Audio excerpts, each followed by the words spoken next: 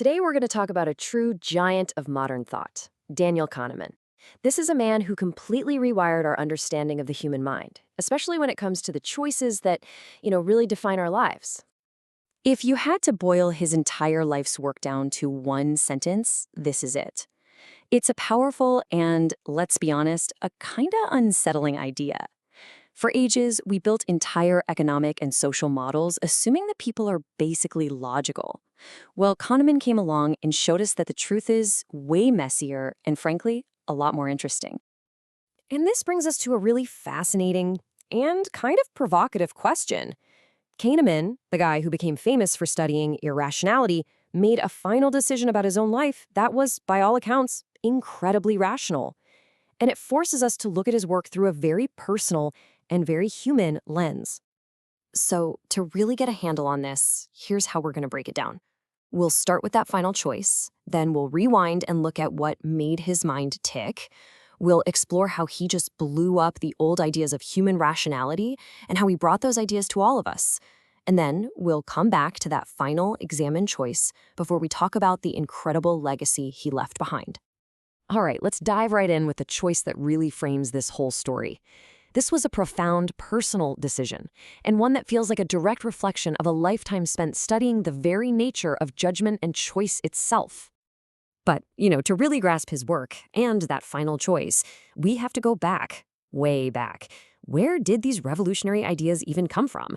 Well, as you're about to see, his early life was shaped by the exact kind of uncertainty that he would spend his entire career trying to understand. I mean, just look at this life. It spanned 9 decades of unbelievable change. He was born in Tel Aviv, but grew up in Paris, had to survive the horrors of World War II as a Jewish kid, and then went on to have this brilliant academic career, win a Nobel Prize, write a massive bestseller. I mean, what a life. He absolutely left his mark on the world. So what's really fascinating here is how his childhood was almost like a prelude to his life's work. Imagine being a Jewish child in Nazi-occupied France. You're living with constant risk, constant uncertainty. It's not a huge leap to see how that experience of displacement and loss would spark a lifelong obsession with how we humans judge risk and make choices when we're under pressure. And that obsession led him, along with his amazing collaborator Amos Tversky, to start a full-blown intellectual revolution. Seriously. Together, they took aim at the core assumption of traditional economics, this myth of the perfectly logical, perfectly rational human being. So what was their big insight? It was that our brains are, well, kind of lazy. To get through a complex world, we don't use cold, hard logic for every single choice. No way. Instead, we rely on these mental shortcuts, or as they called them, heuristics. They're fast, they're efficient, but as Kahneman and Tversky proved, they often lead us into very predictable mistakes.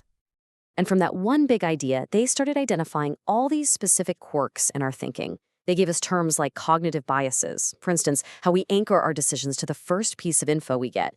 And they defined loss aversion, which is just a fancy way of saying that losing $100 feels way worse than the joy of finding $100. All these ideas came together in their prospect theory, which didn't just poke holes in old economic models. It basically invented the entire field of behavioral economics. For decades, this was all really groundbreaking stuff, but mostly in academic circles. Kahneman's greatest trick, though, might have been his ability to bring this revolution to the rest of us. The first huge step was in 2002, when he was awarded the Nobel Prize in Economic Sciences. I mean, think about that for a second. A psychologist won the highest honor in economics.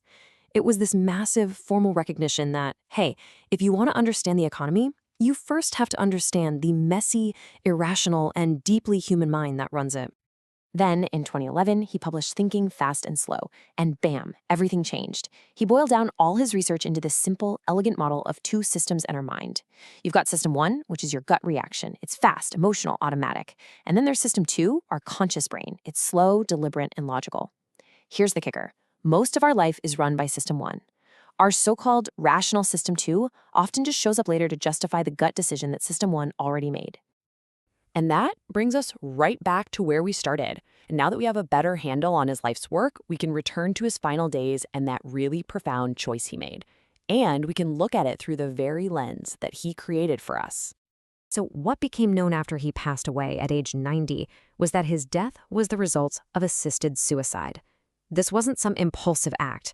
it was a carefully considered decision, one that he communicated with total clarity and purpose to the people closest to him. And this was his reason, in his own words. He had believed, ever since he was a young man, that the suffering that can often come at the very end of a long life was unnecessary. It's a stark, unsentimental, and incredibly logical statement. In that one decision, you can almost see the gears of his own theories turning. He was weighing the costs and benefits, the miseries and indignities of a painful decline versus a controlled, dignified exit. He was choosing to have agency over his situation, rather than just passively letting it happen to him. In a way, it was the final application of his life's work, making a rational choice in the face of absolute uncertainty. So, what's he leaving behind? Well, it's so much more than just some books and theories.